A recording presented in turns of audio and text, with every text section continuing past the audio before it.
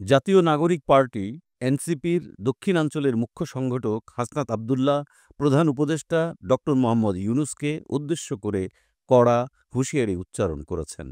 তিনি বলেছেন, আপনি ভুলে যাবেন না আমরা আপনাকে ক্ষমতায় বসিয়েছি।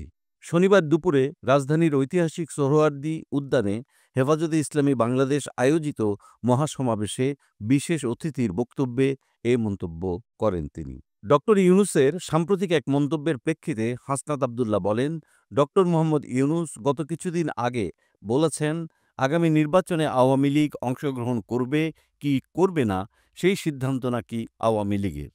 আপনি ভুলে যাবেন না আমরা আপনাকে ক্ষমতায় বসিয়েছি। আওয়ামী লীগ নির্বাচন করবে কি করবে না, নির্বাচনে আসবে কি আসবে না, এই সিদ্ধান্ত নেব আমরা।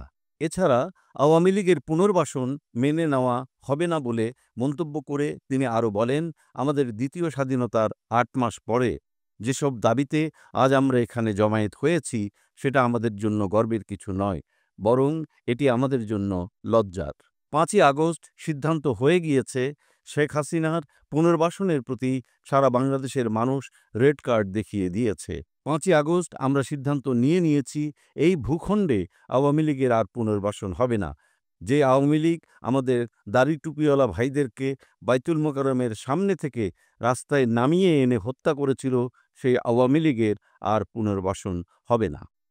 এনসিপির এই নেতা আরও বলেন, অত্যন্ত পরিতাপের বিষয়, ৮ মাস পরে এসে আমাদের দেশের অনেক রাজনৈতিক দল, অনেক রাজনীতিবিদ আমাদেরকে বারবার মনে করিয়ে দেয় আওয়ামী লীগ নাকি রাজনৈতিক দল এবং এই রাজনৈতিক দল নিয়ে সিদ্ধান্তে আসার এখতিয়ার নাকি আমাদের নেই।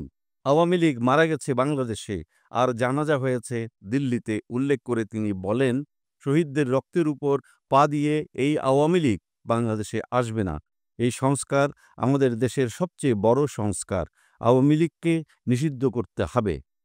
হাসনাত আব্দুল্লাহ বলেন, আপনারা ভুলে গেলে চলবে না, আওয়ামী লীগ কোনো রাজনৈতিক দল নয়। ৭১ পরবর্তী সময়ে আপনারা দেখেছেন শেখ মুজিব সর্বপ্রথম বাকশাল কায়েম করে গণতন্ত্রকে গলা টিপে হত্যা করেছেন। এই বাকশাল দিয়ে ৩০,০০০ জাসদ কর্মীকে হত্যা করে সারা বাংলাদেশে কসাইতন্ত্র কায়েম করেছে। তাদের লুটপাটের কারণে ৭৪ সালের দুর্ভিক্ষে ১৫ লাখ মানুষ মারা গেছে। তিনি আরও বলেন, আওয়ামী লীগ কোনো রাজনৈতিক দল নয়, এটি সন্ত্রাসী সংগঠন। এই সংগঠনকে নিষিদ্ধ করার মধ্য দিয়ে আমরা সংস্কার করতে চাই।